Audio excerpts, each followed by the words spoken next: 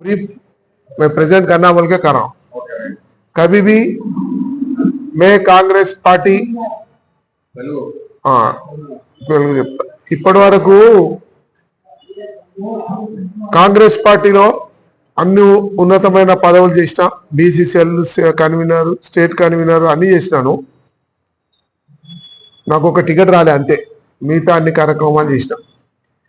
Ticket ఎందుకు రాలేదని నాకు తెలియదు. కానీ ముఖ్యంగా ఈరోజు రేవంత్ రెడ్డి గారి నేతృత్వంలో, రాహుల్ గాంధీ నేతృత్వంలో ఈరోజు కాంగ్రెస్ పార్టీ ఉన్నత శిఖరాలకు వెళ్లే పరిస్థితి ఉన్నది. బీజేపీ ప్రభుత్వం సబ్కా సాత్ సబ్కా వికాస్ అంటాడు. ఏ ప్రజలను అడిగి ఒక్కడి దగ్గరికి వెళ్ళి బీజేపీ మనకేమన్నా వ్యక్తిగతంగా లాభం చేకూరిందా అంటే ఎవడేం చెప్తాడు ఇప్పటివరకు. కరోड़ రూపాయ ఆమె బాడుదోంగా నల్లధనం అన్నాడు, అది కూడా నెరవేర్చలేని పరిస్థితి. ఈరోజు జూట్ భారతీయ జూట్ పార్టీగా బీజేపీ పార్టీ ఉంది. ఒక్క మాట కూడా, ఒక్క పని కూడా పారదర్శకత లేదు, ప్రణాళికాబద్ధకంగా లేదు. కేవలం మేము కాశ్మీర్లో జీవో తీసుకొచ్చినాము, ఈరోజు రోడ్డు నిర్మాణం చేసినాం. ఈరోజు పెట్రోల్ ధర ప్రతి ఒక్కరిని పేద నుంచి రక్తం పీల్చినట్టు పీడిస్తున్నారు. పెట్రోల్ ధరల, గ్యాస్ ధరల ఇలా దేశ ఆర్థిక ఇబ్బందులలో సామాన్యులు సతమతం అవుతుంటే వాళ్ళకి చేసే సాయం లేదు. కానీ వాళ్ళని ఈడ్చుక తిని ఒక విద్యా విధానం లేదు, ఆరోగ్య విధానం లేదు, ఇండస్ట్రీ సెక్టార్లో నిరుద్యోగ సమస్య తీర్చింది లేదు. ఈరోజు ప్రతి విషయం లోపల కూడా ఎక్కడ కూడా ముందరికెళ్ళి మతతత్వ పార్టీల ద్వారా ఈ దేశాలు కాదు ఏ దేశం కూడా బాగుపడలేదు.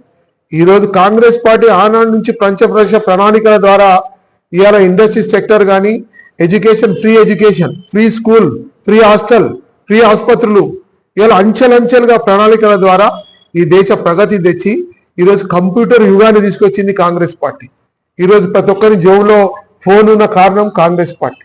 ఈరోజు ఎక్కడ కూడా సామాన్యుని మీద భారం వేయలే, 60 రూపాయల పెట్రోల్ పెంచలే, పెట్రోల్ గ్యాస్ ధర కూడా సామాన్యుని ఇంటికి ఉచితంగా ఇచ్చింది సబ్సిడీ ద్వారా. ఆ ఘనత కాంగ్రెస్ పార్టీ. కానీ ఈరోజు ఆ సబ్సిడీలు ఎత్తేసింది, పెట్రోల్ ధరలు పెంచేసింది. ప్రతి ఒక్కటి కూడా కీలకంగా మలిచేది పెట్రోలే. ప్రతి విషయం, ప్రతి సమస్య వెనుక అదే ఉంది. అటువంటి కూడా ఆర్థిక భారం మోపింది. ముఖ్యంగా ఇక ఈ పార్టీ బీజేపీ గురించి చెప్పాలంటే కాకరే కాంగ్రెస్ నెహ్రూ క్యాకరే ఇందిరాగాంధీ క్యాకరే. ఈరోజు ఉన్నత దేశాలకు సమతుల్యంగా భారతదేశం ఉంది.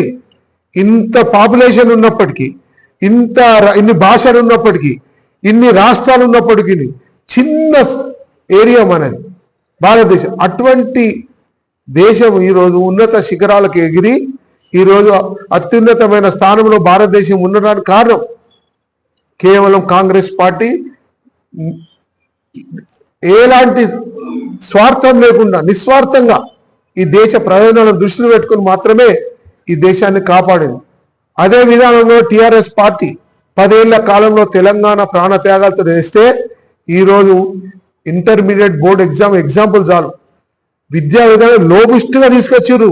యూనివర్సిటీలు వైఎస్ రాజశేఖర్ నేతృత్వంలో 1400 ఐటీ రంగాలను తీసుకొచ్చిన ఘనత ఆ కాంగ్రెస్ పార్టీదే. ఈరోజు యూనివర్సిటీలు ప్రతి జిల్లాకు ఒక యూనివర్సిటీ పెట్టి ప్రజలను విద్యావంతులు చేస్తేనే దేశం అభివృద్ధి చేస్తేనే కాంక్షతోటి ఈరోజు వైఎస్ రాజశేఖర రెడ్డి గారు కూడా ఆనాడు అంచెలంచెలుగా ఈ రాష్ట్రాన్ని తెలంగాణను కూడా అభివృద్ధి చేసింది. అదే విధానం లోపల ఎక్కడ కూడా యూనివర్సిటీలో ప్రొఫెసర్ లేరు, లెక్చరర్ లేరు, కాలేజ్ ఎడ్యుకేషన్ సబ్జెక్టులు కూడా చెప్పేవాళ్ళు లేడు.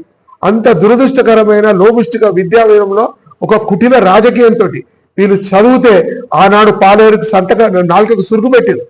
అదే విధానం లోపల మీరెందుకురా చదువుడు, మీకు ఉద్యోగాలు ఇవ్వాలన్నా, మీ బర్రెలు మీరు గాయని, మీ గొర్రెలు మీరు గాయని, మీరు ఏదో పని మీ పని వ్యక్తి వ్యవసాయ రంగం వ్యవసాయం చేసుకోవాలి, కానీ మీకెందుకు రా చదువులు విద్య అనే విధానం లోపల 10 ఏళ్ళు గడిపించిండు కేసీఆర్. వాళ్ళ స్వంత లాభాల కోసం, వాళ్ళ కుటుంబ లాభాల కోసం ఈరోజు దేశాన్ని తాకట్టు పెట్టింది రాష్ట్రాన్ని. ఎంతోమంది ప్రాణ త్యాగం చేసిన నైజం ఏంటంటే ఈరోజు ఉద్యోగం కోసం పోరాటం చేసేది. ఎందుకు? వాళ్ళ కుటుంబం పేద కుటుంబం, నాకు ఉద్యోగం వస్తే నా కుటుంబాన్ని కాపాడుకొస్తాం వస్తామని. ఎక్కడ ఉద్యోగాలండి? పూర్తి స్థాయిలో నిర్వీర్యం చేసి వాళ్ళ కుటుంబాన్ని ఉద్యోగస్తులను చేసుకొని ఈరోజు కోట్లు గడించిన పరిస్థితి. ఇంకా చాలా ఉన్నాయి. ఎన్నడూ కూడా రైతుకు కూడా గిట్టుబాటు కలిగించేది 10 ఏళ్ల కాలం. ఏం ఫైదా? ఆంధ్రప్రదేశ్ ఇట్లా అన్నాడు అట్లా అన్నాడు. కలిసి ఉన్న ప్రదేశ్ను విడగొట్టడానికి ప్రయత్నం చేసిన మేము కూడా. ఈరోజు నేను కూడా తెలంగాణ ఉద్యమాన్ని కళ్ళ ముందు చూసిన. మా ఇంటి ముందే ధర్నాలు జరుగుతుండే, నా ఇంటి ముందే ఫైరింగ్లు జరుగుతుండే, నా ఇంటి ముందే లాఠీచార్జ్ జరుగుతుండే.